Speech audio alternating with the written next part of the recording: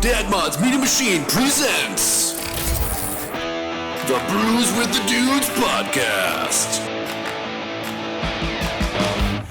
Well, it's originally a Bob Seger song. And then Metallica covered it. Yeah, and did a really good job. Yeah, it's actually not too bad. I'm not a big Metallica fan, but that's not a bad song. No, I don't actually remember the lyrics super well, but it's one of those songs that I've heard like a million times in my childhood.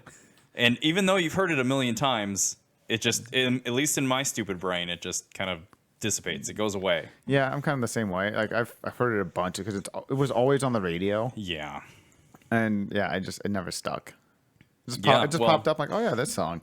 How many Bob Seger songs did that? Where it's like I don't know enough Bob Seger to have an answer to that question. Right. Bob Seger was decent stuff. I mean, it was decent. It wasn't like hard rock or anything, but it was just like kind of American rock. I have a feeling Bob Seger, if I heard his songs, I'd be like, oh, I know this. Totally. Yeah. Well, obviously, turn the page. There'd be like 10 songs that I know. Like a Rock. You know, what was that? Like the Chevy commercials for the longest time. Like a rock. Yeah.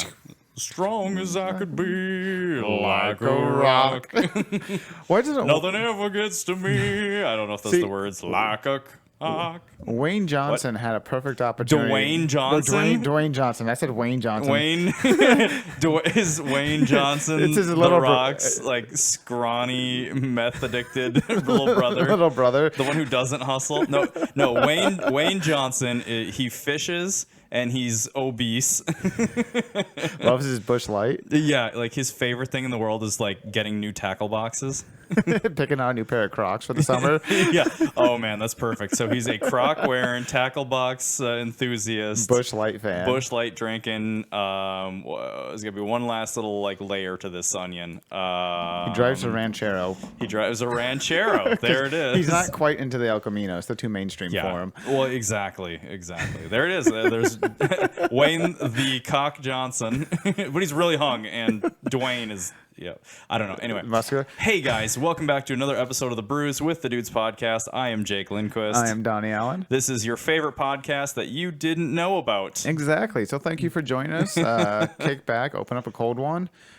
Not too many because we don't support alcoholism, but we don't. Not publicly. I mean, we drink beer every single week. On the podcast, we don't support like decisions that are gonna like leave you with cirrhosis. So don't overdo it. So is this the full pronunciation of Jay-Z? Yeah, Juice Z. All right, so we've got Lift Bridge Brewing Company Juice Z Northeast IPA. It is lovely. I have to ask, why is Godzilla fucking ripped on this can? Like this Godzilla works out, man. Because he's been drinking Juice Z. This Godzilla looks pissed and like could completely destroy a city in like 30 seconds. Well, he's on testosterone replacement therapy. Okay. TRT. Oh, that's a beer, man. That makes a lot of noise. It does make a lot of noise. This mic's actually picking up a lot tonight. Yeah, that one's pretty sensitive. Ooh, that's really good. I like the little dude hanging out of the cable car. They're like, yeah, there's this bad monster, and he literally kills people. Yeah, exactly. And we've named our beer after it. No, that is an excellent beer. It's no really surprise if you've been watching the podcast for the last 6 months. We've kind of moved on to like juicy, hazy IPAs for most of them, and I know that you would prefer to fit in a couple of like heavier beers. I'm okay with that because we've transitioned into like the warmer months with it, and in the summertime I'm drinking a lot more hazy IPAs like War Pigs or Blue Moon, Honey Wise, all that kind of stuff. So not having a stout when it's 85 degrees outside it's okay. Oh yeah, exactly. Perfectly fine with that. Well, and I've really been thinking about putting a mini fridge over here, just like something that can tuck in here or maybe even on that side. So we just have a massive selection of what we want. Yeah, just like if there's leftovers, they don't leave the garage, so they just stay in the fridge, and that way, like maybe once a month or every 4 or 5 weeks, whatever it'd have to be over 5 or 4 weeks. We have like a leftover beer. Yeah, we just have a night where it's homie's choice, and you just reach in there and grab a beer, and you go like, "This is what I'm going to talk about." There's a bunch of grain belt in there. I don't remember buying. Yeah, pretty much. Yep. So yeah, I don't know. We'll figure something like that out. And this stall in the garage has to slowly evolve a little bit as well because the colder months it's only a couple, like 3 months away, and we'll actually have to have heaters on and stuff again. Yeah, we'll be out here in winter jackets and hats and snow pants. At which point, like, we might be moving to a different spot. We might just have to. Yeah, and I can always talk to the wife. We can move into the movie room if need be. Yeah. I don't know, last time, though, she's like, you're really loud. I'm like, or we can rent an office space in town. I'm okay with that. If we can find somebody that's got a little spot that we can occupy. Chill enough, too. And it's like, oh, yeah, you can come and go as you please. Alcohol is okay on the property. Yeah, that's always the tricky part. We're going to have guests, and we're going to be drinking beer. Because that is a necessity. Yeah. Maybe I should see if that law office down the road is. Because, nobody in their right mind is going to fuck up stuff at a law office. That's true. We're not going to drink and drive from the law office. No. And if we do, like, maybe they can cut us a deal. Yeah, maybe that's true. There we go. That would be funny. We go to do bills, and you're like, "Why did our rent go up $400 last month?" I'm like, well, buddy, you see that stoplight? Yeah, I did not realize it was a stoplight. I blew right through it, and then the red and blues were behind me. I earned that shit. All right, boys. So we got to talk a little bit about Powercruise USA. Yeah, man, and the reception afterwards. Yeah. So we've only released 2 videos from all the footage that we've shot. And it's been loved a lot, actually. It's been loved, yeah. Like the full burnout video didn't get quite as much love because I think a lot of people were like stoked to see Kyle's insane burnout, and I gave them a video specifically on that. That and, excuse me, the original burnout video is an hour long. Right. Which I need to get those chapters finished up in that. Yeah. And that's going to help a lot. I think that'll help a lot, and then it's just a lot. I mean... That's a lot of burnout. It's a lot of video to watch, yeah. And if you're one of the people, you got to try and like fast forward through it and figure out your spots. So I don't know. We'll organize that. We'll see how it goes. I'll actually add the names, the description, stuff like that. So we'll try that. See if that brings in a couple more views. It's gonna be better for the people who are in the burnout video too. Oh yeah, so then they can tell their friends like, "Oh, watch this. I'm at 4 minutes and 37 seconds." Yeah, or you can literally timestamp it too. Like you can like take and make a link with a certain start time in it too. That's kind of how it works. So like you can if you ever you'd see in the electrical video, which I did the whole chapters thing on. If you go into the description section, it's actually links that you click on, and those links take you straight to it. That's super smooth. So you can copy the link address for one of those timestamps and then just paste that into whatever you're sending to somebody. Yeah, just don't be a troll and have every single link go to like our Etsy page. Well, that's not really how links work, but well, they would know. I guess it's not URL because like it. I mean, I guess you can change like the language of the URL. Did we get another fucking bug that came in? I think it's just one of our fans. Yeah, that's terrible. We got to deal with that. God damn it. I'm not sure if he's in. It does sound like he's in here. He's in here. He's totally in here. Fucking bugs. Crickets. All right, ladies and gentlemen, we'll be right back. After a short word from our sponsor. Is that the one I killed? Do you have a zombie cricket? Bro. That might be the one that you smushed. They're just like slowly dying. Or unless you killed like Papa Cricket and Mama Cricket found him and just freaked the fuck out. Jesus. Sorry, buddy, but you gotta fuck off. Maybe you want this? Got you, fucker. Did you smush him again? There's literally a second, which makes me really sad because you know what that means. That was right. It's called Mama and Papa Cricket. Oh, dude, that was like the fucking rescue mission. They were reconning. Like, oh yeah, shit, where did Jim go? Send in Bob. I know Bob can get him out. Oh no, they got Bob! You just destroyed the equivalent of SWAT in the cricket world. Oh, dude, this is like saving Private Ryan or something. Like Saving Private Crickets. They're like sending in the. The only 2 famous crickets I can think of is Jiminy and then the one in Mulan. I love that you're trying to think of famous crickets. And I can name 2 of them. It's like I can get 2 famous crickets. Yeah. Trying to think of famous crickets. All right. Sorry about the. Hey guys, we are back. I'm not even going to edit that out because you guys get the audio of me killing a poor cricket. Hey, do you feel bad when you kill bugs? I feel confused. Yeah, I have very mixed feelings on it. It's fucking weird. It is weird because not mosquitoes. I don't give a fuck about mosquitoes. First off, mosquitoes and big spiders. Hornets, wasps. Hornets, wasps, they can fuck off. We do not fuck with bees. Yeah. And I've tried to explain that to my kids. Because like, it's a bee, it's going to sting me. I'm like, no, bees are cool. Bees don't give a shit about you. Yeah, exactly. All they care about is honey. Yep, but wasps and hornets will hunt your ass down. Oh, yeah. So fuck those guys. They'll attack you for no reason. Like, you didn't provoke anything. They'll just go like, it's the end of the season. I'm going to sting you. Fuck you. I don't like your shirt. Yeah.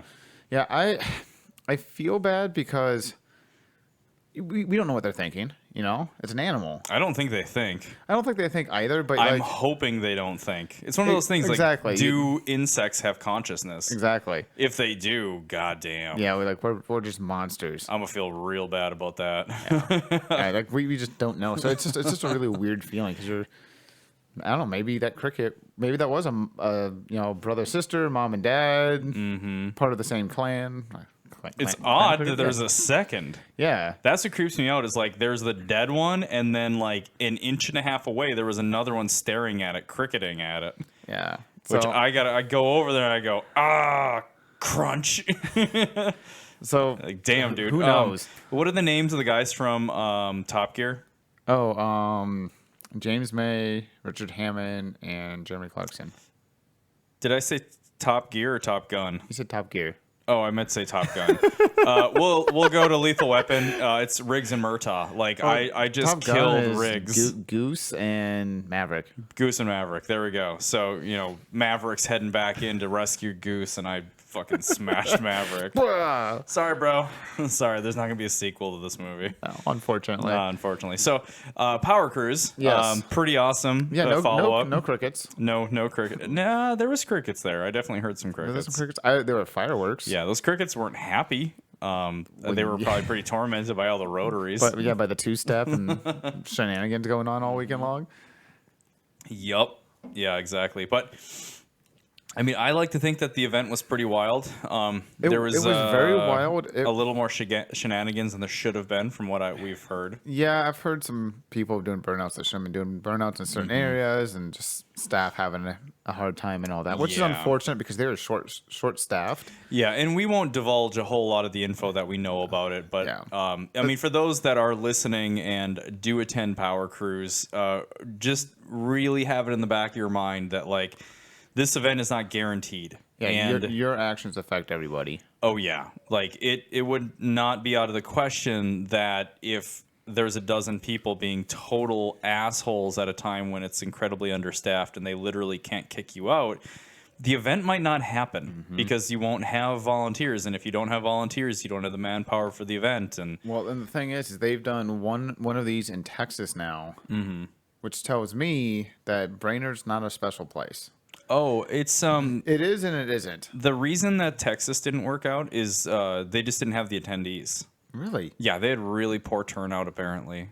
I take that back then. Yeah, and then they did it up at Brainerd in the first year. They had like 300 plus or something like that, which doubled what was in Texas or something like it was something to that effect where it was like never mind. Minnesota was turning out way better droves. I didn't realize they did Texas so early on. I thought Texas was like a couple years ago. Like they tried to add it on at some. It might have been Texas. Might have been the very first place that they tried to do it at.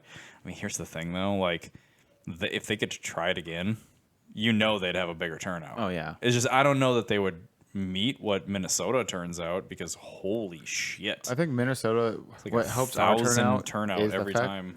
Yeah. I think what helps our turnout is the fact that our car season is so short. And they're like, here's a crazy weekend of cars. Yeah. And everyone's like, yes. Versus Texas, like they could almost race all year round, with the exception of like a month and a half. Well, they do. In like Texas 2K is a big event down there. Like I guess if you're far enough south in Texas. Powercruise would probably be like popular down there, but it wouldn't be popular in the same way that it is in Brainerd. Like if you think about the events that they have, I mean, they have like rolling or they have like standing mile race or half mile races. Maybe they're mile now. That's where Koi Christmas does like those crazy top speed races, or like the half mile or whatever, where they're hitting 200 miles an hour or something insane like that. So all of that shit already happens in Texas. So I think it's one of those deals where it's like there's just so many amazing events that already happen down there that maybe Powercruise just doesn't have the turnout because it's up against all of these other events. I can definitely see that. There's also something really special about Brainerd because and this is what I had heard from Gup, is that he thinks that Minnesota is really special in the way that what we allow to happen at this really old school track. Brainerd's really special. There are not Brainerd might be the only or one of the only tracks in the country that is built the way that it is. It doesn't have massive tires stacked on every single corner. It doesn't have like the big tire barricades. No. What it has is like field. So it's like it's got these huge wide open spaces on the outside of some of the turns. And then it has camping in the middle of the track. That doesn't happen in other tracks. Like they're like one of the only ones that's like that. So it's cool because in the middle of Powercruise, the whole day you're surrounded by this cacophony of horsepower, and it's incredible. It makes for such a neat feel. It makes it feel like its own little community. And Brainerd lets the circus that is nightlife there happen. That's true. They're all about it. That's half the appeal of going there. Well, every time we go and we're at Walmart getting food or the liquor store or whatever, it's like even the employees that are working there that clearly live in the city realize like, oh, you're here for Powercruise. Yeah. And we get it. Yeah, exactly. We went to go buy beer and the guy checked us out. He's like, oh, I'll see you tomorrow night. Yeah. Oh, you know what's up. Exactly. Well, yeah, and the pallet fire, that's really special. God, like damn. it's I don't know, 60 feet of flames of pallet fire. If you don't know what the pallet fire is, it's exactly like it sounds. It's a fire of pallet or pallets on fire. A fire. Pallets on fire. Yeah. But they measured from the ground to the bottom of the awning at the entrance, and they got it within I think 3 or 4 inches. He knows if his PSI is right in the trailer tires, how many pallets he can stack up before he'd hit that awning. And he just loads up a car trailer. So he probably brings, I don't know, 50, 60, 70 pallets. Yeah. And just roasts them the entire weekend. Yeah, I wonder how many is actually on there. It's a lot. It's a ton. It's a lot. And there's multiple vehicles. That's the one that gets hauled in with the most pallets. Yeah. But then there's always like a couple more trucks that have some in the back of them too. It's fucking nuts. So what for something like that? So the day after Powercruise, do you just swing by businesses and be like, "Oh, you don't need your pallets? I'll take 2 of them." Did you just slowly stockpile over the year? I'd guess that it's somebody with a good chunk of land, and maybe he's got a trailer that he just doesn't use, so he stacks them. And just leaves them on there the whole fucking year and just keeps adding to it. And then maybe owns a business. That could be too. Maybe he owns or works at a shipping company. Yeah, it could be something like that, warehousing or something. Works for Amazon. Just stacks them up in the back until it's the height of the building, and then they haul them over to Brainerd. Hey, what's that red line on the side of the building for? Oh, that's for Brainerd. You don't need to worry about that. I wonder what they have to do for cleanup afterwards. If they just leave it for Brainerd to deal with, or if they have scoop up the ashes. Well, and on top of that, those are held together with nails. So if you burn 100 pallets, you in theory have like, I don't know, a couple thousand nails that are just hanging out there. I will say this: every year I've walked over to that fire, that campsite's never been trashed. So no. I'm gonna assume they scoop out the remains and put them in the trash, or at least pick up the nails and stuff like that. Yeah, totally. I would guess. Totally see that they do that, because I have a feeling Brainerd would have shut that down if they really been a mess. They probably would have talked to him, and maybe that happened at one point. Maybe they were just like, "Hey guys, like you're leaving too big of a mess." Yeah, we love the fire, but clean up after yourselves. Yeah, like these are pop tires waiting to happen, and we can't have that at a racetrack where tires is kind of an important thing. Yeah. So Brainerd is just really special. It's a really special place, and I think that's why Powercruise happens there, and it's been going on for, is this the 12th year? 9th, I think. No, we're double digits. Yeah, it's either the 11th or the 12th. I remember hearing a couple people doing the Burnout Comp say they've been here for 9 years. Mm-hmm. So yeah, maybe it is 12. Yeah, it's definitely 11 or 12. But yeah, it's pretty wild. But the thing is it's never guaranteed. So yeah, I mean, registration happened like 2 months ago, 3 months ago. Yeah, like the pandemic's almost killed it. And I don't know. Anyway, like let's hope that some of the shenanigans that happened at this last one aren't going to be a problem for scheduling another. I don't think they will be. I mean, I can't imagine the Australians care that much, but I don't think it's the Australians. I think it's Brainerd itself that would care. it's the volunteers. It's BIR. Yeah. Because no, the Australians, they've said before, part of the reason they love it is just the shit show that it is. Oh, right. Well, so do you follow the Powercruise pages? Yeah, so there's the Powercruise group, and then there's just Powercruise. Mm-hmm. And are you friends with Gup on Facebook? I am not friends with Gup. Okay, I did not know Gup had a Facebook. Yeah, so Gup is the brains behind the very first Powercruise that ever happened, and he that's just his jam. It's not his primary job, which is pretty badass. Which is because amazing. On top of it, he runs a dozen of these power cruises throughout the year in Australia, plus the one in the U.S. And they make enough profit to usually bring like 4 or 5 cars from Australia to Brainerd, which can't be cheap. Yeah, that's their goal. I mean, they've only done it a couple of times, I think, but that's kind of the goal, is to bring something over. I thought they did when I saw that Holden Ute. Same here. That was but that fucking was cool. Actually imported. Yeah, I don't know how. So badass. They're saying that there's a VIN swap thing that they do. There's some fuckery where you can legally title those things as a G8 because it's like the same chassis. I was going to say, so how does that work? Because it's a GM product. I'm pretty sure it is a G8. So you can title those fuckers as a G8. Now it's got me curious on how expensive it is to get one stateside. I mean, we could ask some questions. I mean, we know the people to ask. Yeah, look into that. I would daily the crap out of a U. I mean, I think you should expect to spend 30, maybe more, because I'd say it's not probably more than that. It's not a cheap vehicle to start with, but they made an SS version. I would say 50. You think so? I don't know that you have to spend that much. Between the purchase and getting it here and then reventing it and all that, I'm going to say 50. Yeah, maybe you're right. It's going to be a big pain in the dick, but it'd be fun to look into. It'd be sweet as hell. To literally have a Ute. Until the states change their rules on it, and then all of a sudden you're shit out of luck. 2 years go by, and then you're waiting like 20 more so that the thing can age to the right amount. And by that point, electric cars will be... Either that or they change their policies and they legally allow it to be sold in the United States the following year, and you get them for like half the price I spent. Son of a bitch. They're trying to resell it and be like, but this is rare because this is the model before they made them legal, so it's worth the 50 grand. Well, it's like the R34s, the ones that came in as illegally, and now there's a handful of... There's one at Powercruise. Yeah, like you can... I can't believe it. Realistically another obtain R34. I don't know what they do to get their hands on it. If they're like the Motor X cars that have like kind of slid under the radar. Maybe. If you got enough money, you can get away with having those. Yeah. But it's not a like poor man's game. It's not something you and I can afford. I mean, back in the day when Motor X was selling them, they weren't that insanely expensive. We were talking like 50 G's, I thought I had heard. Isn't that bad for an R34? Yeah, for an R34 10 years ago, not bad, dude. I'd spend that in a heartbeat. But, you know, money was very different back then. Demand was very different. It's true. I don't know. And then that could have also been a person that was full of shit that was telling me that. Maybe it was 6 digits. I don't know. It is Moto X.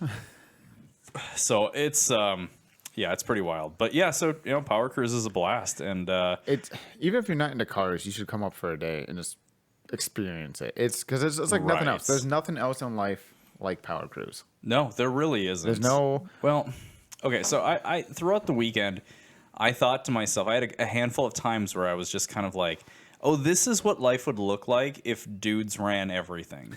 And I know, like, any woman's like, glass ceiling, like, men already run everything. No, they really don't. Like, yes, there's a lot of men in a lot of powerful positions and stuff like that, but it is not a mostly female-less world. Like, the world is a little more softened. When you go to Powercruise, you get a sense of what car guys' world would look like.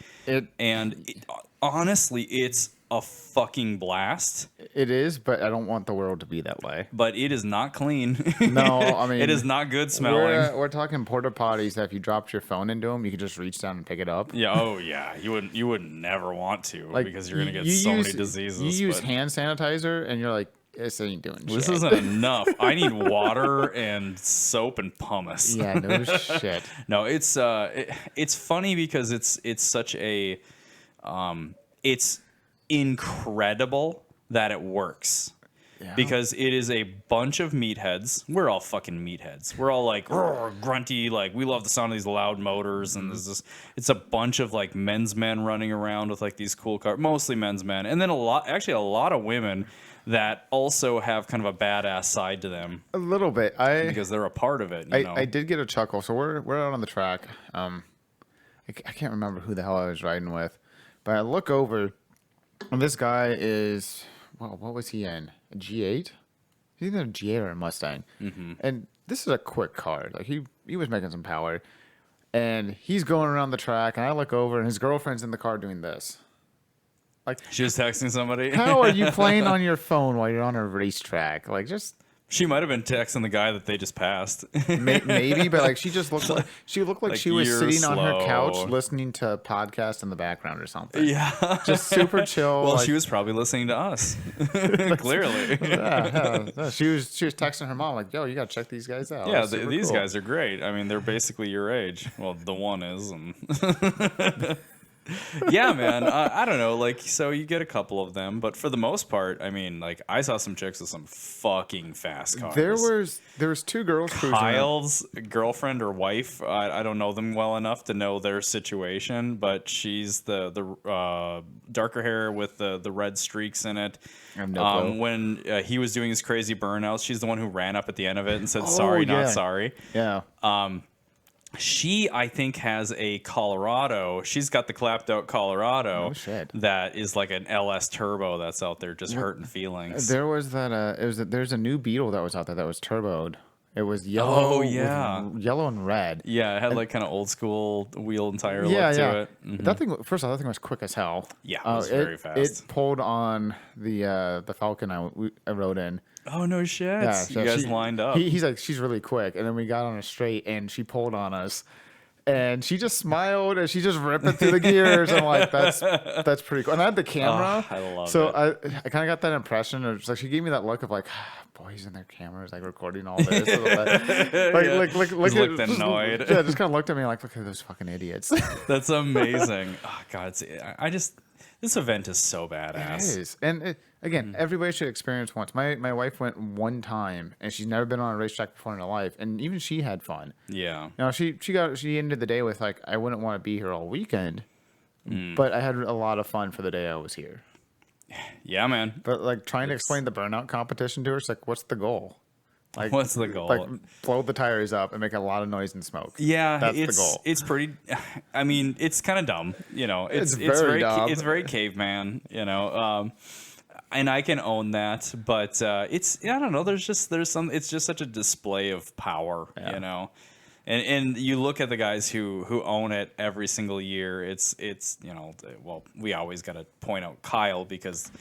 Nobody comes close, but not even close. That brand new Corvette, the C7. Yeah. Well, no, it wasn't brand new. It was an older model. Yeah, it was an older model. It was a 2016. Like I just shredded the tires on it. Yeah, I know it was pretty wild. Got a little bit of a delay here. Yeah, it's I don't know, man.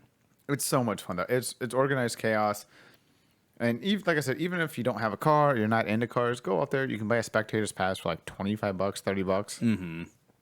And the funny thing is if you get a spectator's pass and you're over the age of 14, I believe it is, you can just hop in with anybody and go around the track. You can't drive, but they'll let you be a passenger. Oh, yeah, that's super cool. I mean, I guess that makes sense. They probably want you to be like a certain size, weight, height. Hold your head up. Can you handle the impact of a fast car? Like, you know, can you come and do an abrupt stop, or get tossed in the seat or whatever? Yeah. Yeah. Well, God, I suppose you got to factor like, I mean, just it's hard on the body. Oh yeah. You know, and you're just sliding around the seat a little bit from corners. And speaking of hard on the body.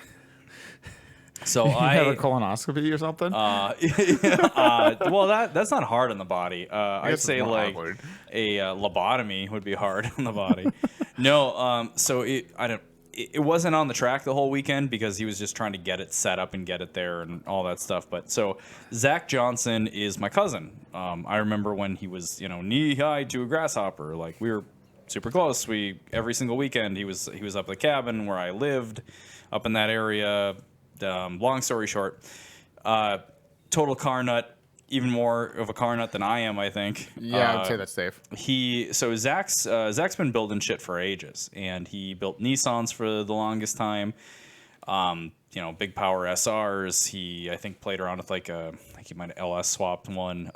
But so after the Nissans, he picked up an FD RX-7 that I want to say it already had the LS swap, or it was just like a rolling chassis, and he LS swapped it, which makes sense. Sacrilege in the Mazda community. But what if for the people who shit talk doing that, clearly have never ridden in an LS swapped FD RX-7 because Jesus Christ, these cars are rockets. So I have not ridden one yet. I've always wanted to ride in his, and something always happens.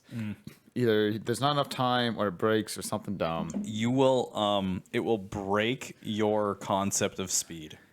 I want to experience that.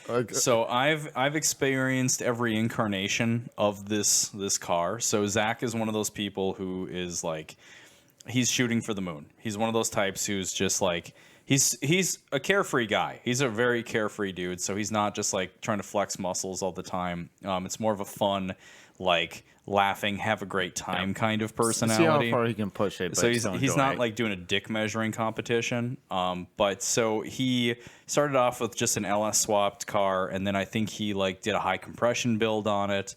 And at that point, he was just slaughtering at the autocross. So like just won everything at the autocross. Did really good at Brainerd with Powercruise and stuff. He was doing burnout competitions with it. It was a really wild couple of years where him and Kevin, who had a really high horsepower, was it Evo 9? Yes. And he used to do like the drifting and the burnout competitions and stuff. All for. He beat the fucking shit. It was so fun to watch too, because you're just like, this guy's out of his mind fun. But so anyway, then Zach decided to do an LSA swap in the thing, or LSA supercharger in it. Didn't he do that because he lost to like a diesel pickup one year? So he's out of Powercruise, and he loses to something like it was like a pickup or something like that. It was not a slow pickup though, which is the key thing here. A very, very fast pickup. And so he's like, fuck it, I'm throwing a supercharger on this thing. So he does an LSA build, which is tiptoeing in the 700 horsepower mark. And I rode in that thing. And in the 2019 Powercruise video that you can watch on the Dad Mods channel, he's driving in one point. And it's when I'm riding in the car. So if you look at the Powercruise highlight video, it's the only time that I'm riding in the car. And you'll hear it, and you get a sense of how much the camera gets kicked back with me. How violent this car was back then. And at that point, that was my perspective. That was sort of my, sort of like the new plateau of like, okay, this is the fastest feeling thing I've ever ridden in.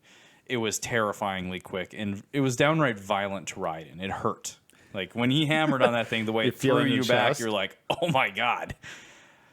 That wasn't shit compared to this year. So Zach decided to go even bigger because he wants to play with the big boys. Apparently that wasn't fast enough. I don't know. Thing's got to be a 9-second car. Yeah, he wants to chase the Lamborghinis and not that kind fast of shit. enough. So he does a massive single turbo build on it. And I am talking fucking eating babies size turbo on this thing, which you guys, again, once these videos start coming out, you'll see. It's fucking massive. By the time this podcast is out, you might see a little bit more on this thing. We still have to try and film a little bit more of it, but we'll throw it in the highlights at least because Zach was having some tuning issues. He was having tuning issues, and it was still the scariest ride I've ever been in. Isn't he over 800 horse now in that thing? Oh, it's got to be way over that. He's aiming for over 1,000. Jesus Christ. And a car that weighs nothing. So it's so fast. And as a passenger who's also holding a camera at the time and trying to like film and just not, drop the camera or whatever. It was hard to like see. It was so fast when he got on this thing that it was like I felt like it was kind of hard to focus on things. It was just like because it hits you like once that boost kicked on, it was such a ride. I've never felt anything like that. And I rode in Ryan Merritt's 9-second tiptoeing on the 8-second Camaro, And this thing felt faster. and it felt faster. It felt more violent. And now, granted, Ryan's car was not on the track. Ryan's car was on the street when he got on it, and it was fun. It was really, really fast. Zach's car felt crazy, and he wound it out, and we went all the way. Like we got a couple of good passes, one under the bridge, and then one in the straight section. I couldn't tell. Like I don't think he's got a speedo on the thing. I think it's like on a Terminator X or Dominator or whatever ECU that he's got.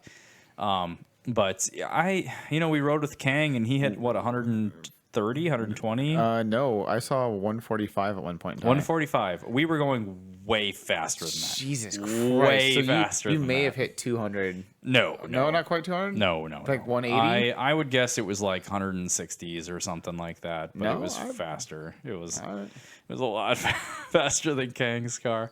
Maybe I don't know. Maybe I guess I could ask him what he thinks that he was hitting in that. That might be the fastest I've ever gone. Then Because to have everything around you kind of blur out, you'd think you'd be like 175 plus. maybe I'll ask him. I'll ask him. I'll go report back. Yeah, that'd be interesting. It was because Kang's car was a lot of fun. And that's one of the fastest cars I've been in. dude. Talk about what a surprise! The car you wouldn't think is that quick. You really wouldn't, and then you ride it and you're like, this thing snorts. Oh yeah, It's so much so fun. it is a B5 S4. So the B5 generation is like 1999 and a half back to was it 94? No, it's nope. newer than 99 that. and a half is it? No, there was a facelift or something that happened in there, but 2002, 2001, or somewhere in there. Anyway, it's you're right. it's an A4 S4, the same chassis, from like the 1996 until I think it was 2001, I think it's 2002. something like that. Window, and so they were great cars for the time. Well, and Really great cars. So this thing's what, twin turboed? So from the factory, Currently, the S4 is a V6 with twin TD03s. and it doesn't have TD03s on it It anymore. definitely does not have TD03s. No. And so this thing he's guesstimating makes about 600 horse, maybe a little bit north Yeah. of that. And he was talking about how he wants to do a big single turbo on it. Yeah. And you actually put it on top of the engine, like you cut out part of the firewall and you kind of just tuck it on top of it and everything. So for those that aren't familiar with the B5 chassis, when you pop open the hood, it kind of trips you out because toward the firewall, you look at it and you go, Jesus Christ, the firewall is like close to the engine. It's like really far out from the back of the hood. What that actually is you've got the Are you going to slaughter an entire family of crickets tonight? is another one back? What the fuck? It might have came in from the other door though. Because the door's closed. Our main door is closed. Maybe, or there's a family of crickets that live in here, and you're like, I'm just gonna kill all of Slowly you. murdering the whole family. There- That's dark. There's gonna be a cricket Netflix documentary on the slaughter of That's horrific. August 11th or 12th, whatever today's date is. 12. So Kang's car, what he's talking about upgrading to is like, basically what you're doing is you are merging both collectors into one massive single that runs up on the back side of the engine, and you actually cut out this section. So there's like they call it like the rain tray, and that's where the battery goes, and there's a fuse block in there, and I think the cabin air filter and stuff. And the turbo, you actually end up notching it, or in the case of the 1,000 wheel horse version that was there, you cut it out completely, and there's a gigantic turbo that sits on the backside of it. Yeah, and you can make 1,000 horse apparently pretty easily. Yeah. And like I said, the funny thing is it's a good looking car, but it does not look that violent. No, you don't expect it to move the way that it does. We had 3 grown ass men in that car, and it just tossed you back. You just The first time he hit boost on one of the straights and we got tossed back, I just laughed. I'm like, that's incredible. Yeah, just like you're so surprised. Neither one of us had a car there this year, obviously, and I ended up riding in 4 different vehicles. And what I love about this event is all 4 of them just made me giggle for different reasons.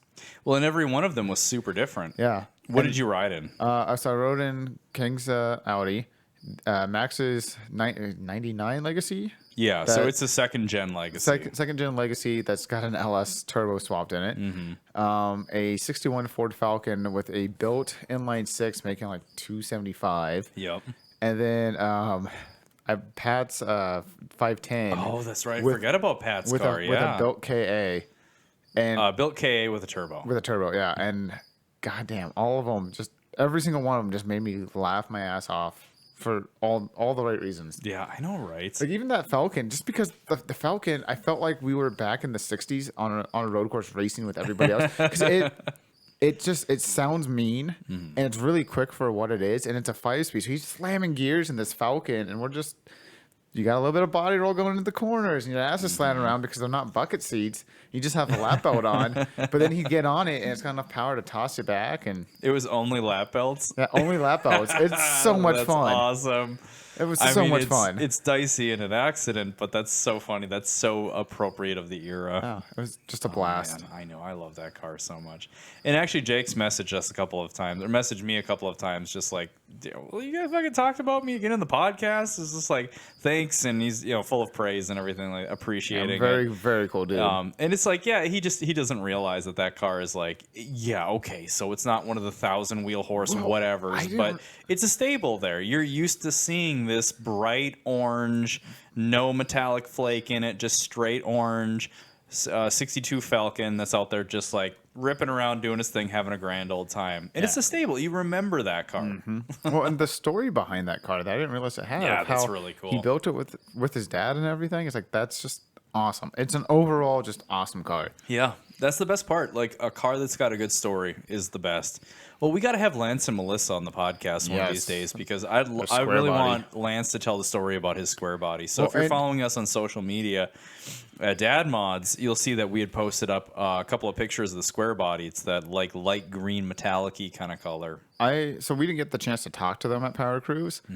I want to know his reaction to Powercruise. There's their first Powercruise, and I have a feeling they just fell in love. He was giggling, dude. When I saw him and talked to him, and like I just talked the event up. I was like, buddy, you have to go to this thing. And this is last year before Powercruise, when we were talking at Machines and Caffeine. Even when we were out in Carrollton talking about it. Yeah, I just kept harassing him. I'm like, you have to go to this event. This is your event. You are this type of person. You are a like super laid back, like you just love being around cool car people, cool cars. Having like some beers at night and racetrack during the day. And him and his significant other, Melissa, they're not married yet. I don't think. But I don't think so. They're practically married. They've been together for ages. They're both this vein of person where it's just they ride bikes together. They ride motorcycles together. Yeah, she's got a really nice bike. Have you seen that? Like blue, black, and white. I think, if I remember correctly. I think it's a Harley, like a Softail or something. It's fucking gorgeous. They're good shit. They're really great people, and I'm so happy that they went there. So when I ran into them, when I'm out filming shit up at the starting line, and I see Lance is up there in the truck. Melissa, I think, was back at camp or something. He was taking a couple people for a ride, and when I saw him, he was like, "Dude!" He was like, he came running up to me, and he's like, "Bro, when you called this thing." When you said Powercruise is like Car Guy Christmas, he's like, you were so right. And he was just like lit up and shit. Everything. It's like, it is, man. It is Car Guy Christmas. So my personal favorite thing about Powercruise is that it's how did I describe it? It's Walmart. Like there's fucking everything there. That makes sense, you know? Like I don't know if that's a compliment. Well, it's actually probably more sanitary than Walmart. But no, maybe. There's the Falcon, there's the square body, there's R34s, there's Lamborghinis, there were a couple of McLarens, there were Honda Civics that were making 300 horse. Literally everything. There's it's just crazy. Well, there's Charles's Civic, which is like tiptoeing on 600 horse. Yeah, and then you have Richard's Civic, which is 300 horse, and he's just out there rolling 4 deep and just just having a blast. And he was keeping up with some motherfuckers. Yeah. It was so fun to watch that car surprise people. Love it. I know it's the best, and it's all roll racing too. And people want to chuckle at Hondas. Okay, if we're drag racing Hondas, they're not going to stand a chance. Yeah. But if we're doing roll racing, you kind of got to watch out for them. A 600 horsepower Civic is probably like an 800 horsepower rear-wheel drive XYZ. Yeah, you're probably right on that. That fucking Civic is nasty. So much cool shit. And yeah, it's the best, man. I don't know. Well, I completely agree. And you end up with this incredible variety of like, I saw purpose-built race cars. There was that 911 that was a purpose-built race car. Oh my god, that was the best. Yeah. Naturally aspirated. Because I don't think it was a 911 turbo. I think it would have looked a little bit better. It wasn't a turbo. I think it was pre-turbo era. It probably a 2.7. 911. I'm gonna guess like a 79, somewhere around there. Yeah, definitely a 70s car. Yeah. Yeah, because it didn't have the accordion bumpers. No. So actually, it might have been like a 76. I don't know what year this was. Positive. But the 77 I drove across the country was it had the accordion things in it. But so yeah, this thing, I mean, it was caged. It was a track belt car. oh my god, it was the fucking best. Yeah. And then you go around so the corner and you're like, there's just a bunch of 800 horsepower Corvettes. Yeah, and then there's a Volvo that's got I think it was a turbo i5 in it. Like it's the shit. Right. I forgot about the Volvo. Well, and like a big, like a tubbed rear end, massive turbo i5. And then there's Roy. Roy is hilarious. With his Nova lighting fireworks off the back of it and just doing smoke shows. Roy is really interesting. So he is quintessential baby boomer. Like he is definitely like, I grew up listening to Black Sabbath. Like he probably puts on AC/DC before he does his big burnouts. He definitely is a Miller Lite drinking. Bon Jovi, Born in the USA. Sure, I mean probably that too. He is the biggest fanboy ever of Powercruise. There is nobody who gets more psyched. He's probably the mascot of Powercruise USA. I would say he's one of them. Yeah, if they made a poster, he would for sure be on it. He would for sure be on it. He's so funny. He gets so psyched. When he, like, you look at him and you get a sense of his age group. He was rolling around in like one of those like little mini choppers that had a big stretched out front end on it, just like the 70s Easy Rider era. So it tells me like, okay, so his heyday was the 70s, 70s and 80s kind of thing. So that'll kind of inform you of like who this guy is. Big flame job on the side of his Nova. I want to say it's a big supercharged, or was it just like a high rise? God, I'm not positive. I don't think it was supercharged. Huge scoop sticking out of the hood and everything like that. Big tire burning, super gnarly car. He puts on 2 different compounds. So he does a red and blue burnout, and then he'll put a smoke bomb. He's got a holder under the rear bumper. He puts a smoke bomb there. So he does red, white, and blue burnouts. It's pretty awesome. Yeah, and he's a celebrity. Like, yeah, he really is. It's funny. So after the burnout competition, all the cars are parked in this little area on the side of the drag strip, and this is actually when the wedding was just kind of getting started. So I ran over there, shot a little bit of B-roll really quick in the sort of the burnout area where you always end up with a lot of carnage, and then a couple of people's cars stayed together. Yep, stuff leaking. And I'm over there just filming cars, and I'm hearing this dude who's just, and I think there was actually a couple dudes that just were like, they energy level were at 11. And they were just hovering around Roy, telling him like, "Dude, that was so fucking awesome!" And like, that was it wasn't gnarly. What was the word? It's bitchin'. Yeah, it was like very baby boomers in the 70s, Dazed and Confused kind of dialogue that they were having. But this guy was so fucking stoked for Roy. And just fanboying over the guy, like, man, it's such a fucking pleasure to watch you do this, dude. And this, like, so complimentary. You can see Roy was just kind of like slicking hair back, just like, oh yeah, thanks, man. That was like, I have a lot of fun when I do this kind of thing. Like, thanks, man. I'm just here to have a good time. He was the Fonz. Yeah, dude. I know, and I just like, you can't shit on it. You're just like, fuck yeah, man. Fuck yeah. Like, he's there. He's having a good time. He's a huge part of the event. Yeah. He might not be our generation, but I really appreciate that, dude. Exactly. He always comes out and he's like, I'm just going to have a blast. Yeah. Yep, I'm just going to do something goofy and just be a riot. And... Yeah. I'm going to go do these fucking very patriotic burnouts. He put like a sparkler / fountain system in the firework holder. So he's doing a burnout and shooting sparks out. It's like, what the fuck are you doing? But it was awesome because it's like only he would do that. Well, and the show would miss him. Yeah. If he wasn't there, the show would miss him. 100%. It's the best, man. It's the fucking best. God damn. Yeah. Now we have to wait. Now we have to wait, dude. It's the worst part of like the. Okay, well now we've got to start building whatever the next thing is, or we've got to plan out for the next thing. What's weird for me is the emotion. The roller coaster of emotions I've gone through the last week and a half. Everything from like I'm busting my ass off to get my car done to oh shit it's not gonna make it to holy shit I'm at Powercruise to like oh okay now I'm really exhausted from Powercruise but I really want to work on the car again, so you're just kind of doing this motion. Oh totally, dude. Can I just say, like, there is no car event that I am more okay with not having a car at than Powercruise. Yeah. Well, and I'm disappointed that the shoebox didn't make it because a lot of I didn't realize how many people actually care. We're pushing for it. There were a lot of people that were really excited for us to have our cars there and were bummed for us. Yeah. Not like disappointed in us, disappointed in the fact that it just didn't work out. They wanted to see them. They wanted rides, all that stuff. I didn't get my drive shaft till today. Yeah. So literally a week after we left for Powercruise. But as far as like not being able to bring your car out when you're hustling, it's really okay. Like it was a bummer, but it's okay. Here's the way I look at it. If I had the BMW there, I would not have rode in 4 awesome fucking cars.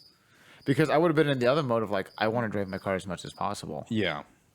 I would be like, sure, right in it, let's go. Yeah, and I'd be somewhere in the middle. I would have taken the Ford out there a couple of times, had a good time, just like I did in the Legacy, where it was like I did probably a dozen passes on it, and I was like, okay, that's cool.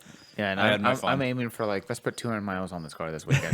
We're gonna do more laps than Richard. Yeah, Richard's the guy with the EF Civic, so like the 1991 Civic. It's a B18 turbo. Really fun. Yeah, it's so cool. Yeah, definitely. It's because we didn't have the cars there. We got a shitload of passenger seat time, which was just as fun. People. Just as fun. Yeah. So who did I ride along with? I rode with Zach, Max. Zach in his LS Turbo FD RX-7. Max in his I think it's a 99 Legacy GT. This is the non-turbo second generation version. You rode with Kang. Rode with King. And then you got to ride with Brando. And I rode with Brando. Yeah. So we just got 4 cars. Brando has a 1941 Chevy 2-door. So if you look those things up, the most old school fucking car.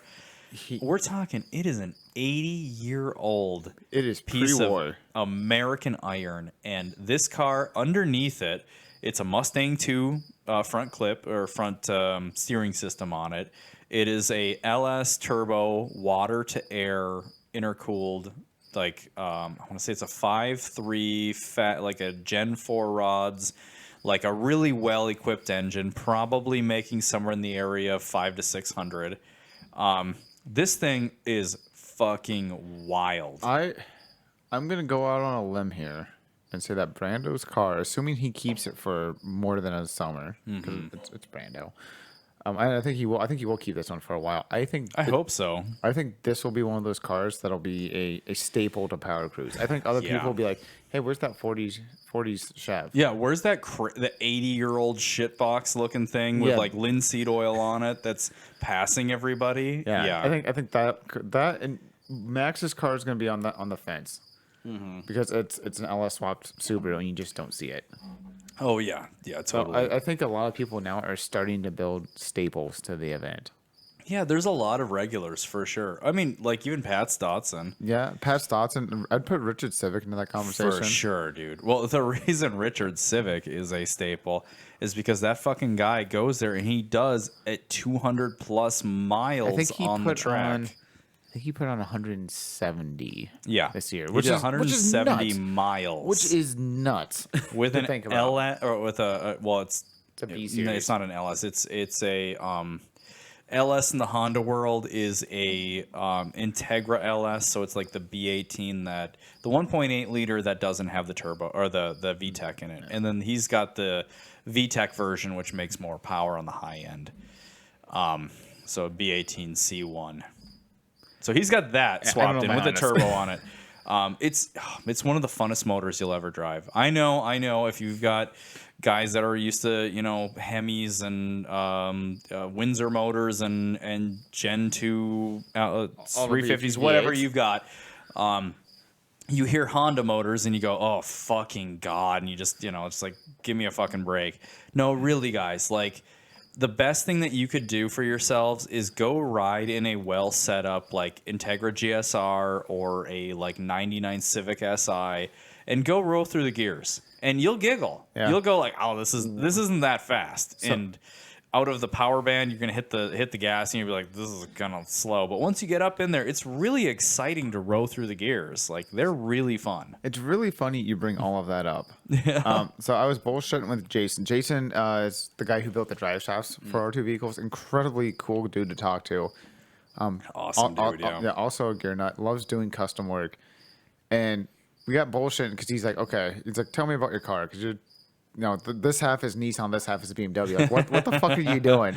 Yeah. And I explained it to him, and he's like, that sounds really badass. Like, that car can't weigh anything, so 300 horse is going to be a riot in it. Mm-hmm. And talk about how I need to bring it by when we're done. I told him, we'll put on a car show out front for you guys. Bring both the shitters we were talking about how, because he's like, some of these imports, it really amazes me how fun they can be and how quick they are. Mm-hmm. I'm like, well, yeah, like my generation grew up with like the Fast and the Furious movies, and we couldn't afford a Camaro or a Firebird, or a Corvette or any of that big V8 stuff. So we bought Civics, we bought Integras, we bought Celicas, and we just modded what we could afford. And now the scene's blown up to where these 300, 400 horsepower Civics are just quick and fun, make you giggle, and do all the things. You summed it up perfectly. I mean, and the sad thing is, it isn't until like at this point in our lives, because I mean, the millennial generation has not exactly had a good go of it. We've had the 2008 giant market crash, and now we've had the pandemic. So there hasn't been a whole lot of like wealth generation in a lot of this, in a lot of our generation. So you're not seeing us taking over, buying up a lot of these like cars and stuff. So it's also just culturally a little bit different. There's not as many millennials that are into cars as there was baby boomers, and Gen X is somewhere kind of in the middle.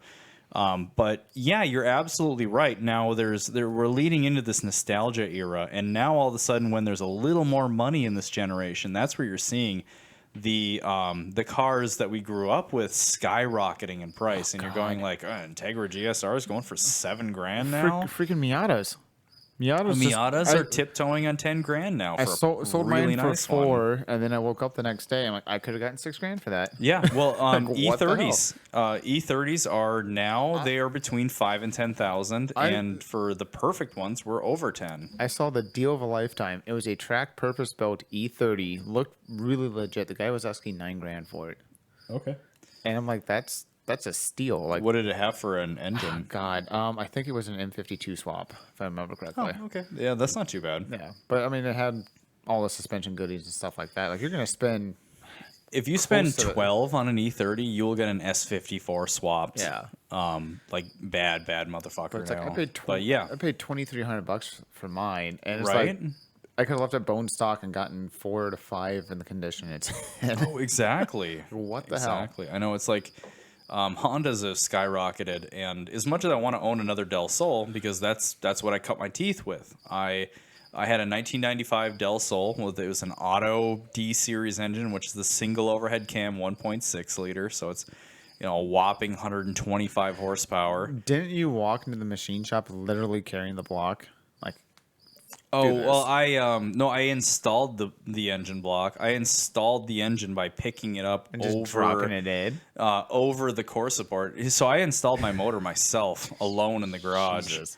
I'm probably going to be crippled at like 65 years old because of all that. But that's still pretty badass. You just lifted it in, like, there we go. Yeah. I literally lifted in I don't think it was the short block. I think it was I didn't think I had the head on it. No, I think it was the short block.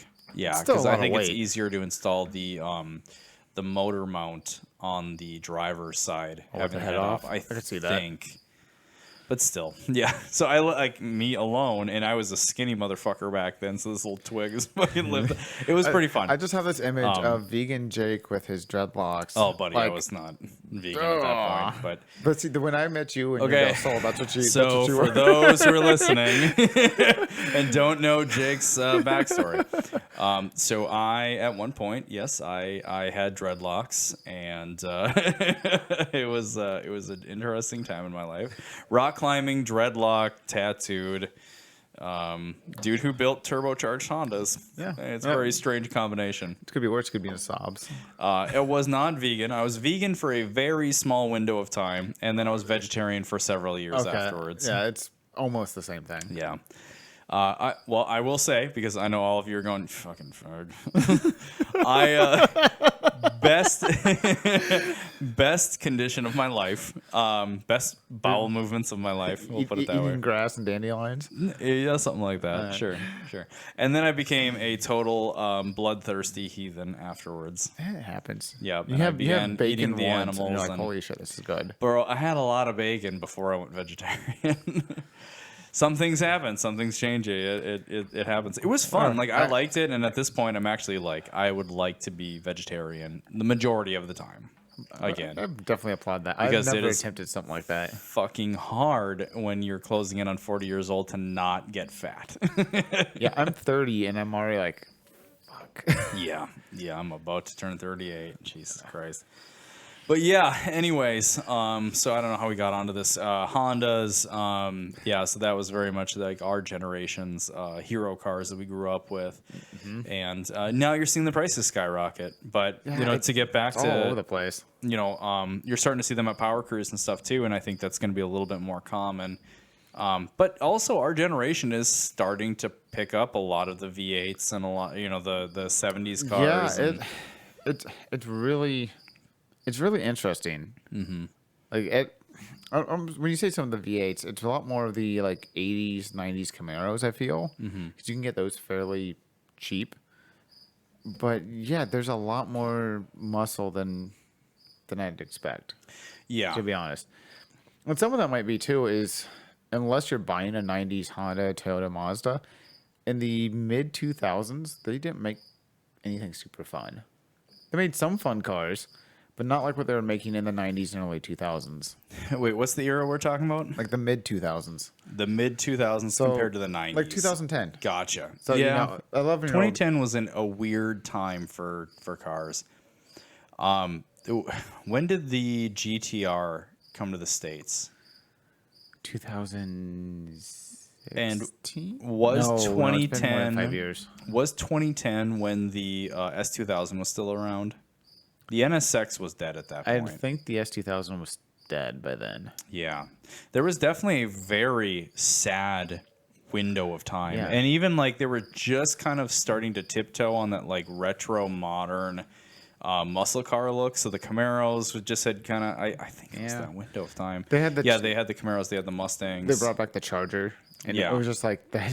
I'm sorry, but that Charger just looks like shit. Yeah, I don't mind it. I don't care for it. The Challenger. I like. I think we're just trying to dial everything in at that point, where they're just like, okay, we're gonna try this like retro modern styling, and yeah, some of them were hits, some of them were misses. That first generation of the retro modern Mustang. Yuck. Yeah. I hated that. I was like, what the fuck is this like benign looking soft bleh, it looks like you fell asleep halfway through designing it and then you're like, oh shit, it's due tomorrow. It's so bad. It's so flaccid. Yeah, it's so fucking flaccid looking. And then they kept designing, they kept working off of it, and it got a little more chiseled. It got a little bit better body lines. It got like lower, slimmer looking, and then you ended up with what we've got now, which is fucking gorgeous. Yes, it's a very beautiful car. So they got it dialed in. But there's like 5-year window where nobody really had their shit figured out. No, I think there's only a handful of imports that had it figured out too. I wouldn't even say that. Like the BRZ might have been out at that point, but yeah, maybe. But it's like you had the STI. I think it was like during the time of the STI hatch. So like that was pretty cool. That was kind of hit and miss depending on the purpose. Oh, that's true. That's true. The STI hatch was a really pretty car. Yes, but then like Honda wasn't really making anything. Nobody gave a shit about that generation of Civics. Dude, Honda hasn't made shit in a while. Yeah. Like their new Type R, whatever their newest USDM version is a really great car, and it's fucking quick. But they're so ugly. It's just like, what the fuck? They really are. Return back to your like less is more approach. They're trying too much. Well, God and damn. then you have Mazda that made like the Mazda 3. It was the Mazda 3 Speed, so it's a turbocharged model, and it never really took off. And then there's like a time in history where people are like, well, wait a second, these are actually pretty quick. Like they're not the easiest thing on the eye. I think there's right around the time they were trying the RX-8 out. Oh yeah, which is, I personally think some people love them. I know Dylan loves them. I think they're one of the ugliest cars ever made, in my opinion. Yeah. I just think they tried too many different things. They never really dialed in a design. But yeah, they made the Mazda 3 Speed, and like, cool, it's turbocharged. It is a quick car. You can make them quick, but they're not appealing to anybody. Yeah. Yeah, I like them for the most part. I mean, Nissan got completely out of the game with the exception of the 350Z. Yeah. The 370. Well, yeah, that's true. They had the 350Z at that point, so they were still cranking those things out, and those have turned into like the new 240. Yeah, the 350. I mean, 50 years from now, when we're in our 80s, we'll look back at the 350Z as probably one of the staple cars in car history. So, okay, here's a good question for you. Do you think that the 350Z is the new 240? Do you think that's going to keep drifting alive? Because they haven't changed it. They haven't deviated. Yeah, They've continued from, what, 2005 or something like came that? out earlier than that. Might have been I think earlier. the 350 came out like 03. They've continued making a like decent torque, decent, like really decent motor. Yeah, this is what the VQ30 in them? Front engine, rear wheel drive car with a 6-speed from, I mean, for ages. That's true. And they're still doing it with the 370Z. Yeah, the 350 bone stock, you can easily drift with it. You're not going to do like road course drifting, but you can do your average drifting event, no problem with Totally. them. Skid pad style. Yeah, it's probably what's keeping drifting alive. It's definitely what's keeping drifting more affordable because That's a big part of it. you can spend $8,000, $9,000 on almost a drift ready 350, maybe even a drift ready 350Z, or you could spend about the same amount of money and get a 240 SX. Yeah. So it's like, why would you not get something newer that's got way more options to it? Yeah. I mean, the 240, most of them are clapped out, and the ones that you're gonna spend a few bucks on closer to times. Well, the ones closer to 10,000, you don't want to drift. No, Like, no, you really don't. They're too nice to drift. I mean, we had a local guy who put together a certain older car and started drifting it and shouldn't have, and he ended up clipping the wall, and it was really a shame. And I hope he doesn't continue to do that because those cars are very far and few between. And like, so I think 240s are going to close on that window soon too, where it's like there's going to be a handful of them that are rough around the edges. Those are the ones that are for sure. Yeah. Take those on the track, but we don't want to kill off an entire era of cars. So we don't want to kill off all of them just from drifting. So I think the 350 and the 370 are such a necessary car to exist because they're not as good as the 240, but they're really, really good. And I'm going to toss in, that's where the FCRX7 comes into play.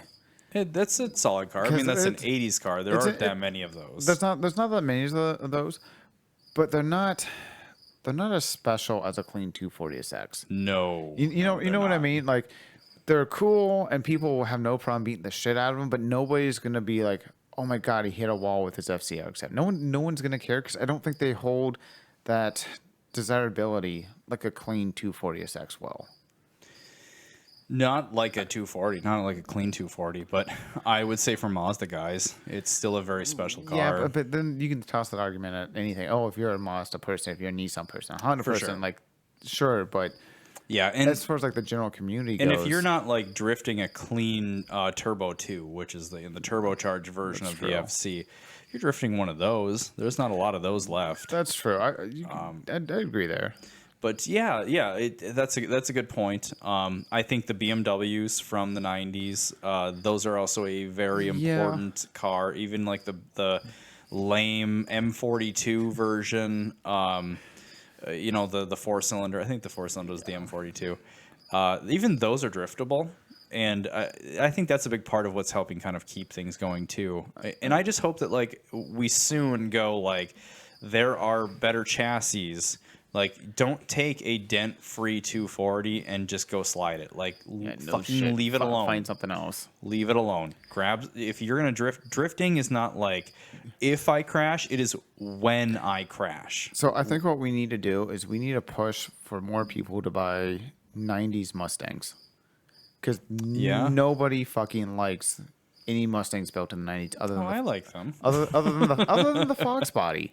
I like all the generations. No, fuck that. What's the generation? Was it like 94 to 99, 2000? Yeah. No. Yeah, I think it's the window. From my experience and my personal opinion, they're like one of the worst generation of Mustangs. Mm-hmm. Yeah, crash those. and there's a ton of them. So that was the very beginning of that era. They had the 5-liter, and then they rolled out the it's like a little the V6, 4 points. wasn't it? They had the 3.8 liter V6, and then they also had the 4.6 liter mod motor. The mod motor is it's okay, it still makes really decent power. The V8 still is okay. It's very drift worthy. Donut Media did a video on it, and they were talking about how that 90s Mustang is very much it'll surprise you. It's very drift worthy kind of car. And all of them have angle kits that you can buy for them and stuff like that. So I agree. I hope that those cars get adopted as drift-worthy cars as well. And no joke, I would look for one of those. If I could find a 5-liter, like a 94 5-liter, for sure, I would look at doing a drift. Well, and you can find those for pennies on the dollar, too, I feel. Mm-hmm. They're not expensive to find. And if you want a convertible, cool. They have that, too. Yeah, and the 5-liter has the T5, which is one of the best 5-speed transmissions for, lower power. Yeah, I mean, I think 400 horsepower, those things tend to have a lot of issues. But, if you're below that margin, which you can have a lot of fun, I think those are probably a really decent chassis to play around with. Yes, they're a solid axle in the back, which is not as perfect, but they're independent in the front, and, it's something to try out, something to get your feet wet with, and preserve the 240s. That's the goal. Preserve the nice shit for everybody else. I wonder what's going to happen with the BRZs, because the BRZ to me feels a little bit AE86. They're a lower horsepower. They're very spirited driving cars. They're a very niche car too. I feel compared to the 350. Yeah? You think so? You see them, but you don't see a lot. I shouldn't say you don't see a lot of them, but at events like Powercruise and stuff like that, there were a handful of BRZs there, but really not that many. Yeah, I mean, I recall seeing less than 5. And that's a newer car, so you're right. There was 5 or less. So okay, yeah, and I think that might just be because less people are building them. They're, I think, a little bit. You probably have to swap them to make a lot of power in them. That and the price tag. Mm-hmm. They haven't been out long enough to get cheap.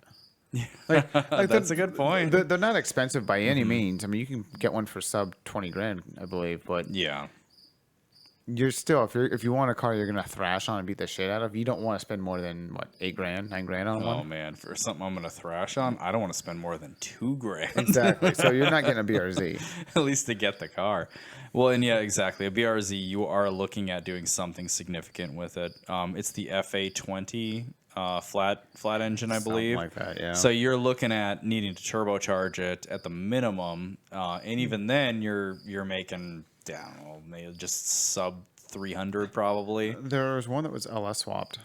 Yeah. Powercruise. Yeah, and that's actually very doable from what I've heard. I could see that. Mm-hmm. But then you've got to find something that's got a pop motor, which I know it's got a Subaru power plant, so it doesn't take that much to pop it. But you're probably right about that. They're not old enough yet that we've got enough that are flawed, that enough are pop motors that are crashed or whatever, clapped out versions that are worth swapping the motor in. To go drifting in them. But give it 5 years, and there's probably going to be a shitload of those things. Yeah, I'd say that's 100% spot on. Yeah. Although they're kind of a shorter wheelbase, so I wonder what they're like if you get really bad snapback on them. And maybe, but then I don't know. I think the Corvette. That's it. People are just gonna buy Corvettes. Because people are starting to figure that out. Here's the thing, and I'm gonna call it right now. I'm gonna say the Corvette is gonna be like we're at the bottom of the bell curve. It's a reverse bell curve. We are like Corvettes are fucking super expensive up here because all the baby boomers are buying them up, and then we're at the bottom of the bell curve right now. And it's probably on the way up just like a tiny bit. They're about to shoot back up in price. Yeah, because people are realizing like, holy shit, you just buy one for 12, 13 grand and you can have years of fun. You can buy one for $5,000. I haven't seen any for 5 unless you want like 80s. There are $5,000 ones out there. They're beat to shit. They're not clean. They look like F-150s from the 90s. They're Christ. beat up, but they're out there. C5s for sure. But you know, that's the thing. Like, I think they're about to disappear. They might have disappeared yesterday. You never know when it's going to happen. All it takes is like Donut Media saying like, y'all should buy a C5, and then next week they're all gone. Yeah, that's true. Like, so I think it's going to happen, and they're going to start shooting up in value, which sucks because they're so common. There are so many Corvettes. It's saturated. Tons of them. You can't walk into any city and find a used dealership that doesn't have one or two of them. Mm-hmm. Well, I think they'll plateau. I don't think they're going to be like a 911. They're not going to be like a 240. I don't think they're rare enough for that. You know, where it's like you get a clean 240 and you're looking at $16,000 probably. Hell, yeah, a lot of those late 80s to late 90s cars, yeah, they're starting to hold their value a lot. Look at MR2s. Yeah, oh yeah, it's happening. Clean that's MR2 true. is holding its value really well. Isn't that funny? Well, and it is a lot of the imports. The imports are they've well surpassed the USDM cars. There was a rotted out, was it an Alltrack? Oh, well, the Alltrack's a rare piece. Yeah, extremely rare. And this thing was beat to shit. Like, it needed quarters and everything. And the guy was still asking like $8,000 for it or something. Yeah, they'll probably get it. Yeah. Yeah, because there's so few of those left. Yeah, that's an incredibly special car. That'd be a fun podcast one of these days to just kind of examine some of the rarest, coolest cars that have been built at some point. Well, I like to feel that we own a handful of some of the rarest shit that you can currently have. I mean, we own some cool stuff. I don't think it's rare. We don't have an Isuzu Impulse. No, but we have stuff that has increased in value since the time we purchased it. Yeah. And the shoebox isn't rare. No, the FCRX7. I mean, it's right on that line where they're tiptoeing on getting way more rare. I know the Beam, obviously the E30, the bus. The E30, the bus, for sure. Yeah. I mean, you've got a couple of the more rare things, and then we have the RX-7. We got fucking lucky. With the RX-7, for sure. Well, we got Wes, my car purchases were all dumb fucking luck. They were dumb fucking luck. Well, you keep talking about all this nostalgia with your fucking legacy wagon. I don't get it, buddy. I still want one. Fuck that car. I'm not selling the E30. The E30 is not going anywhere. Dude, you own another legacy wagon. If you went back, if you got rid of an E30 to get a legacy wagon, I would have to punch you in the dick. The E30 is you're right. the right choice. Oh, that was the right choice. I love this dumb car. I will own another legacy wagon at some point in time. Yeah, I get that. That's the thing. And then that comes to the ultimate car guy problem of I want everything. And I refuse to sell, so what do you do? Yeah. No, I get it. Dude. I know it's... I'm looking at this fucking Ford here. Is like, who'd have ever thought that I was going to end up with a shoebox Ford? Yeah. You know, I started out a Honda guy, like a diehard fucking Honda dude, and now I'm owning, 70-year-old American Iron. Yeah, and I started off with a Mazda 626 and a Saab 900.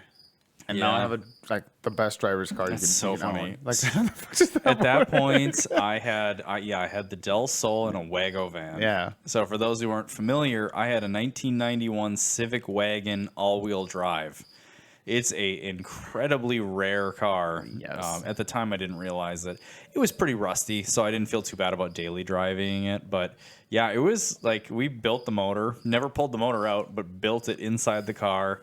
I had a lot of fun with it. I think it's still running around to this day. Like all the motors I've built are still running around, which is super cool. That's good. That should make you feel good. Apparently, I can build motors decently. I don't know. Apparently. And they handled Kivo, the guy we alluded to earlier, who has that absolutely insane had the Evo 9 that he was out drifting and like doing the burnout competition in and stuff like that. Yeah. He bought that from me and went jumping it and beat the fucking shit out of it. Christ. And then sold it, and that got bought by Glenn. And then Glenn beat the crap out of it for a little while, and then Glenn sold it. So it's like it handled. There's nobody who's gonna abuse that car worse than Kivo. No shit. We call him Kivo because his name's Kevin, and he owned an Evo, so he's Kivo. Okay, guys. So we're I think rolling into a stop here. I mean, we didn't have any real conclusions. We didn't have any real, like, obvious... Go to Powercruise. That's the conclusion. Yeah. I mean, I guess if I can reiterate it, I hope that this show, like, never ceases to be. I hope that, like... It always continues. Yeah, it's such a valuable thing for the car community. It's so fun. I hope it sticks around long enough so that way my kids can enjoy the show. Right. That I can take my children out on the track a couple of times. Exactly. I want to be able to take Atticus out there. Yep. He needs to be out on that track. I mean, I'm going to take him there sooner than that, but... He needs to be able to go out on the road course with me and see some cool shit. Be in a car and be like, holy shit, this is fun. Yeah, exactly. See the crazy things driving past. Yeah, I know. I can't wait. And I also cannot wait until we have a little Thrasher car that's going to be there. Or two. We'll see. Or three. Who knows? We're car guys. Well, I got a feeling. So, okay, well, like, we might as well just explain it to the people. Like, I don't care about, like, unveiling shit anymore. Like, yeah. Sure, if we got something we can crank out really quick, it might be worth dangling a carrot. We're far enough away on this build that people are probably going to forget what we're talking about by the time we actually release footage of this build. I mean, once the Ford is driving, I want to roll it in here. I want to get started quick. I want to get started fucking fast on this thing because I know the way that time works. And if we want to drive it next year, I want to get fucking cracking on it. Yeah, see, now that puts me in a dilemma because I got to start on the bus. Oh, no, we'll work on the bus. Okay. No. It's just like it gets rolled in here and, up on jack stands and starts getting cleaned up and prepped and stripped and all that kind of stuff. Yeah. Like, I got that. So we have have the ball rolling on it. We have an FC RX-7. That is in okay shape. It's you know what? On a scale of 1 to 10, it's at least a 7. I'd say it's a 7. I don't think it's no. that good. I think it's pretty. I think we're gonna look clean. underneath it, and I think we're gonna find holes. I don't think so. I hope you're right. I'm gonna trust Wes on this. I'm gonna say it's really clean underneath. Yeah, it's been sitting on pavement, so that's good. True. So I'm gonna say 7. It is tan/gold. Yeah, it's with horrible. The brightest red interior from the 1980s. But it's fine because it's not going to have that interior when we're done with it. Yeah, it's I know. Gonna be It's just fucking gutted. It's so bright. It is. It's like shag carpet red. It's pretty gross. It's nasty. Yeah, it's super gross. So it's very 80s car. But so I've been thinking about this for a minute now, and I didn't think about it a lot before until like these cars are almost on the road, and we're looking at next year for a target driving date for this thing, and I just keep thinking like, oh my god, how are we gonna share a drift car? How is that gonna work? We drive differently. Oh yeah, you're way more conservative than I am in my driving style. You're about to learn that I'm not, though. That's fair enough. So when it comes to like, well, you've ridden with me even when I had that XJ, and like the fucking drifting around town and that thing. Okay. I was never with you in that. And I know that sounds so douchey, like drifting an XJ, Yeah, Jeep XJ. Got my vape pen. No, it was just like in snow and stuff like that. Anyway, whatever. I'm not gonna overstate the thing. When it comes to like having a shred machine, like I think like you're gonna see. I think we're gonna beat the shit out of it, and I think it's gonna. Well, and I think that's not gonna be a good thing. I think it's gonna it's gonna be two people hammering on one car, and it's gonna be like we're gonna look at each other like, God damn it, you hit a thing. Now we've got to fix it, or vice versa. I don't think that's going. Let me fix that. I hope that's not gonna happen. Do I think the car is gonna break down at some point because we're both beating the shit? Mm-hmm. Absolutely. Do I think one of us is going to get upset with one another? Probably. I think you're going to get more upset with me, and the reason why is because I have a backup car. So if you crash the RX-7 and we can't go do a drift event, I still have a fun BMW I can take to an Auto X. Okay. So then why don't I own the RX-7? Because he's my friend. Okay. You can. You owe me $40. It could be yours. Seriously? We went halves on the trailer. It cost $80 to get back. That's hilarious. We're both into it for $40 right now. So That's so funny that we're into it. So for that technically, if you want to fully own the RX-7, you need to reimburse me for my half, just $40. Oh, Jesus, don't jangle that carrot on me. I want the storage fees, so that's like $2,000. But oh, okay. That's where it comes in. That's where it comes in. No, but in all reality, yeah. I think that's what's going to happen is. If you crash it, I'm not going to be as upset because I can be like, I still have something fun I can go thrash on. Good God, that's so true. But if I crash it, I take away your fun.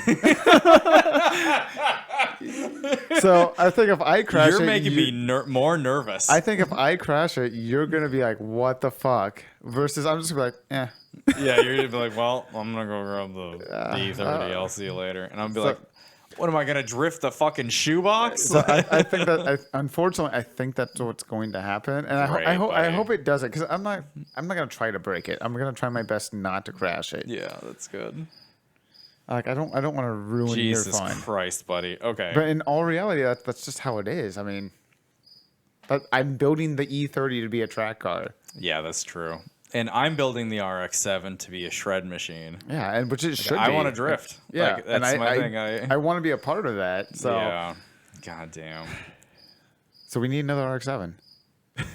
Yeah, well, and that's what I'm getting at. That's what I'm getting at. We need a second car. We need a second chassis. Which I mean, maybe we don't. I don't know. Like maybe that's like a long-term thing where it's like we start building the RX-7 and then we. Find something else. We'll see how next summer goes. There's so much shit that can change from now to then. Right. I mean, we're still, no matter what, we're going to try and put this thing together for as cheap as possible. Yeah, exactly. To burn tires. Yeah, which is, I mean, it'll be relatively cheap, but I don't know. We'll see. We'll talk about it as it goes along. But I'm a little nervous about like sharing a drift car because I think you're just doubling up on the abuse. Yeah, but is it any worse than saying we're a drift team?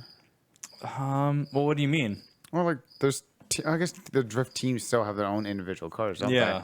Yeah, exactly. Right, so it's like when one man goes down, the other one. I'm not drifting the E30. That ain't no, happening. don't. Definitely. Well, and the E30 is going to drive really differently. Yeah. Because we're going to stuff an LS into the RX-7, so it's like that's a very different power delivery than you're waiting on a turbo and your lower torque and all that kind of stuff. You're a lot more RPMs, or you're clutch kicking and all that shit. Whereas like the LS, you could probably just kind of goose it. Go sideways and be fun. Yeah. Yeah. Yeah. I don't know. We're gonna figure it out. We'll cross that bridge when we get to it. Yeah, we will. Or maybe I'll just buy it.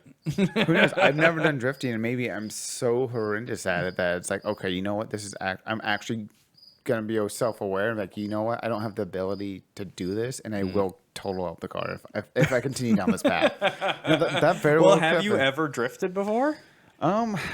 Yeah, like in snow, like I fucked around with it, but that's completely different than pavement where you're doing it on purpose and shit. Yeah, and pavement. I mean, you've grip. I've attempted speed. on pavement once in the BMW at Powercruise in the rain, and I kind of got the hang of it a little bit, but the car it was so lackluster in power that it was stupid hard to do. Oh, I bet. Yeah, it'll be funny to see how this goes down. We'll see. We'll do lots of practice and go from there. We got it. We got to build it before we can do anything else. So true. There's kind of like a big there's a little bit of an insert. There's a challenge ahead of us to get to that point. It's gonna be interesting to see how it all goes down. It'll be fun regardless. Oh, for sure. Regardless. Sure. Yep. So anyway, I think we're ready. I think we're done for the evening. So I'm ready for bed. So it's been an hour and a half, 10:14. Oh God. Time to crash. Yep. All right, ladies and gentlemen, thank you very much for joining us for another Brews with the Dudes episode. I'm Jake Lindquist. I'm Donnie Allen. We're drinking beer. Tip your server. Drive safe. I like that. That's a good way to end it. Yeah. Bye, guys.